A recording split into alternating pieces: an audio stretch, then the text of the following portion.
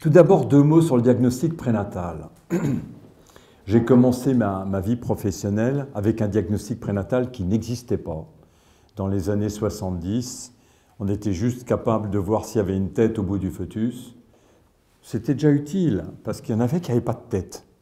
Et donc l'anencéphalie, malformation fréquente du fœtus, était détectée souvent parce qu'au toucher vaginal de la maman, on déclenchait une crise d'épilepsie du fœtus parce qu'on touchait son embryon de cerveau. Et il y avait dans les livres de médecine de l'époque la détection de l'anencéphalie au toucher vaginal. Autant vous dire que le diagnostic prénatal n'existait pas. Puis est venue l'échographie et la génétique, qui sont décrites par tous les penseurs aujourd'hui comme un nouvel eugénisme. Alors je sais bien que ce mot, il ne faut pas le manipuler n'importe comment, car loin d'apporter de la clarté, il apporte de l'obscurité.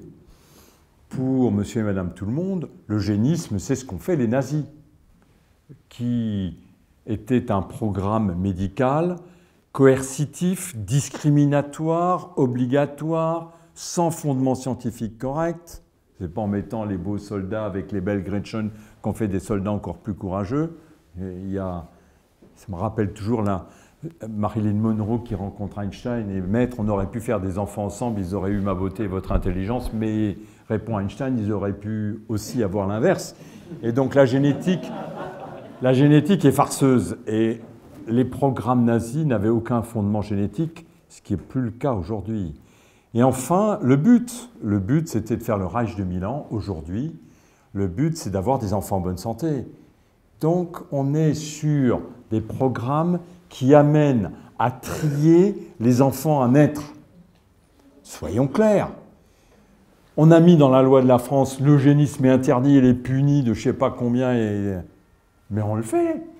On fait même des programmes nationaux. Et les femmes y comprennent tellement rien parce que c'est tellement compliqué de leur expliquer qu'elles ne donnent pas leur accord. On commence par faire, on verra ensuite. Donc très clairement, nous sommes sur des programmes nationaux de soft eugénisme. Qui plus est, et c'est beaucoup plus gênant, pour des motivations économiques.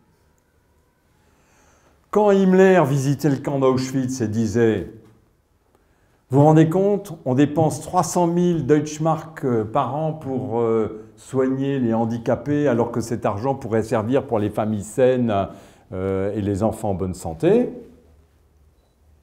est-on loin de ce qu'on dit aujourd'hui où la trisomie 21, pour ne prendre que cet exemple-là, mais on peut en prendre d'autres, augmente dans des proportions considérables à cause de l'âge de la première grossesse. Quand j'étais interne, l'âge moyen de la première grossesse, c'était 25 ans. Aujourd'hui, on vient de passer à 30 ans, allègrement. Et pour les femmes des villes, c'est 32 ans. Et donc, ce décalage-là faisait qu'en 1970, il y avait 300 trisomiques 21 vivants qui naissaient dans notre pays. Aujourd'hui, il y en a toujours 300. Mais on en avorte 2000. Et si ces 2000 naissaient,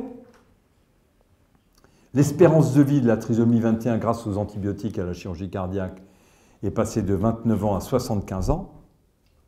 75 ans dans l'indépendance, 2000 de plus par rapport aux 50 000 qui vivent déjà dans notre pays. Le budget de la nation n'y suffit pas. Et donc, le ministre qui a signé pour le dépistage de la trisomie 21, Hervé Guémard, ne peut pas lui reprocher d'être un eugéniste. Mais il avait 2 couteaux très profondément enfoncés dans le dos. Un, les laboratoires Amersham et Kodak, multinationales américaines qui fabriquent les tests, et qui sont venus lui dire « Monsieur, nous avons tant de milliers d'employés en France, nous souhaitons que ces tests soient remboursés par la Sécurité sociale », ce qui n'est pas le cas aux États-Unis encore aujourd'hui. 2, l'augmentation potentielle du nombre de trisomiques 21 en dépendance vivant dans notre pays que personne ne peut assumer. Et aller donc expliquer aux femmes de France qu'elles doivent faire leurs enfants plus tôt. D'abord, c'est politiquement pas jouable. Les femmes ont envie de travailler, on ne changera plus leur projet de vie. elles arrivent en moyenne à un CDI à 28 ans et elles ont l'obligation d'attendre le CDI parce que c'est la norme sociétale qu'on leur impose. Une forme de nouvelle maltraitance. Et donc, clairement, c'est mieux quand les femmes font leurs enfants à 20 ans. Un jour, j'étais à une table comme ça avec Simone Veil, elle me dit « Mais comment ça se fait? Moi, j'ai eu mon premier enfant à 19 ans et ça ne m'a pas empêché de faire carrière. » Mais c'était une autre période. Et aujourd'hui, je vois tous les jours, à ma consultation, des femmes qui disent « Bonjour docteur, j'ai 40 ans, je suis enfin PDGR de ma banque et ce serait pour faire un enfant. » Madame, votre réserve ovarienne est à 0. Comment? Ma réserve ovarienne est à 0? On va sur la Lune et ma réserve ovarienne est à... C'est un scandale. Eh oui, la vie s'est allongée, mais pas la vie de reproduction.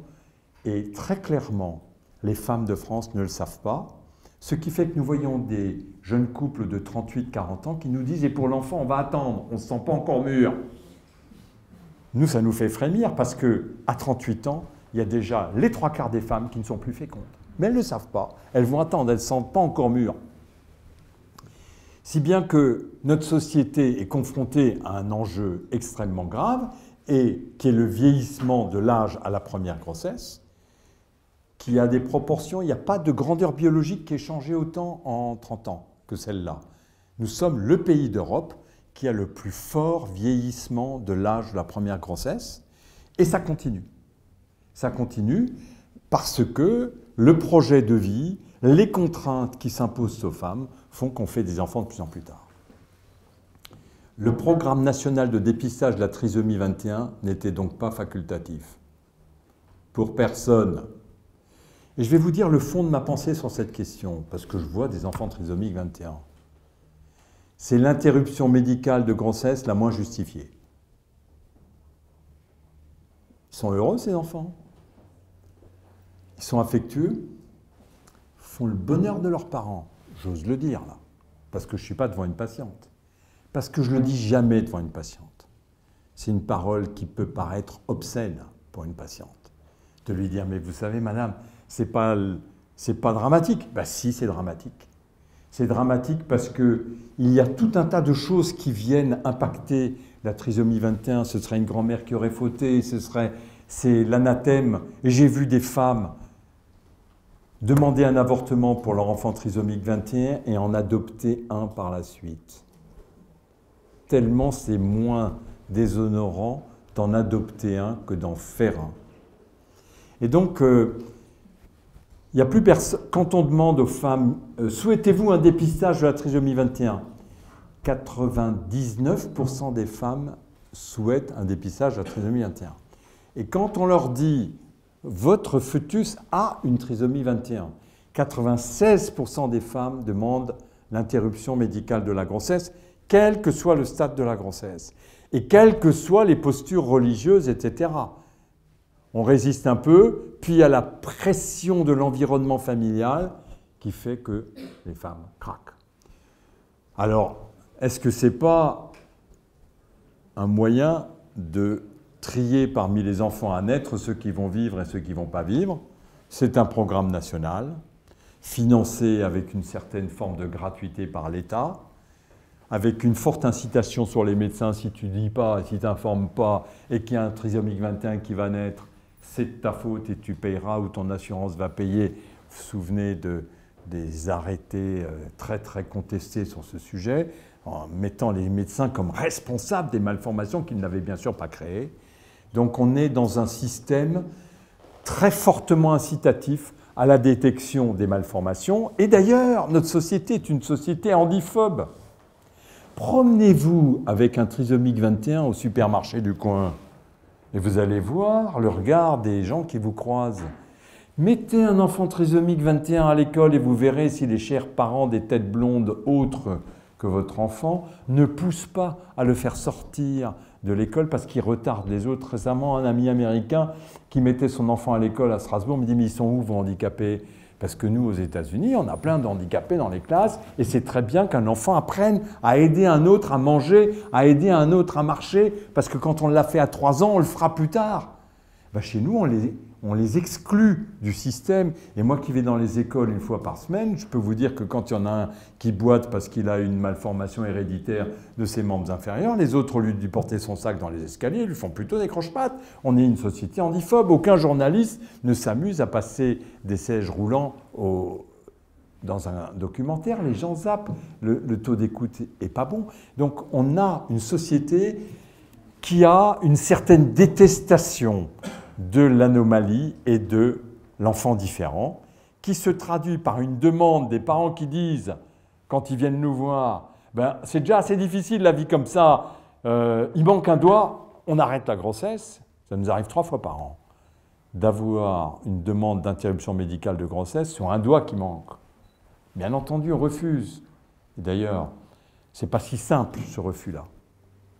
Ce n'est pas si simple d'avoir des parents qui ont formulé le désir de mort de leur enfant, qui se retrouvent avec lui après, et qui d'ailleurs, heureusement pour eux, oublient leur demande, le plus souvent.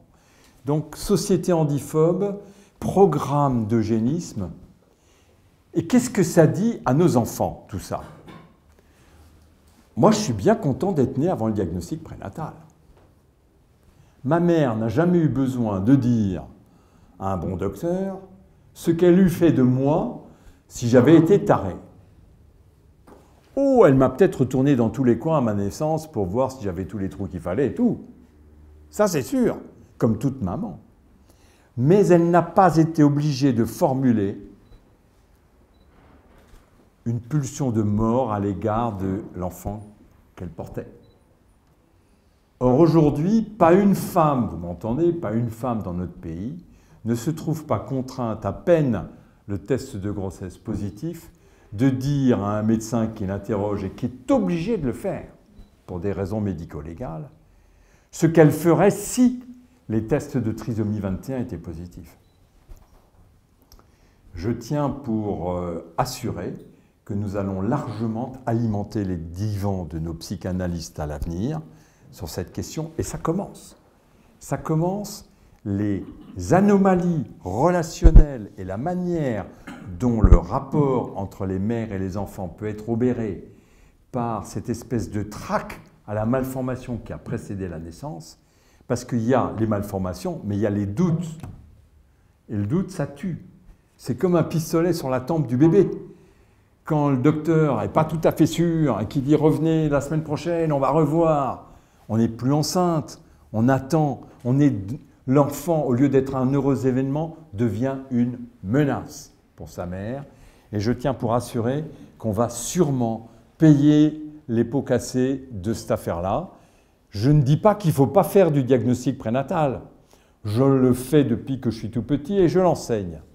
Mais je dis qu'il faut faire très attention aux effets sur les enfants qui savent qu'ils ont à un moment ou à un autre passé des examens de passage pour savoir s'ils auraient le droit de vivre ou pas. C'est-à-dire qu'on discute à l'infini sur l'euthanasie active et son interdit, mais en médecine fœtale, ça n'a même pas fait discussion. Nous, les fœtologistes, nous faisons des exitus fœtaux. On a le droit de faire ça jusqu'à 5 minutes avant la naissance du petit. Le même geste 5 minutes après sa naissance porte un autre nom, c'est un infanticide, il mène son auteur en prison. Mais le fœticide est légal. Est-ce que vous avez entendu une discussion là-dessus? Point. Moi, ma seule réserve par rapport à ça, je ne dis pas qu'il ne faut pas le faire, mais ma seule réserve, c'est pourquoi la société française n'a pas été amenée à discuter ça, à donner son avis. Pourquoi est-ce que ça s'est fait dans le secret des maternités et dans le secret de l'élite qui organise le pays?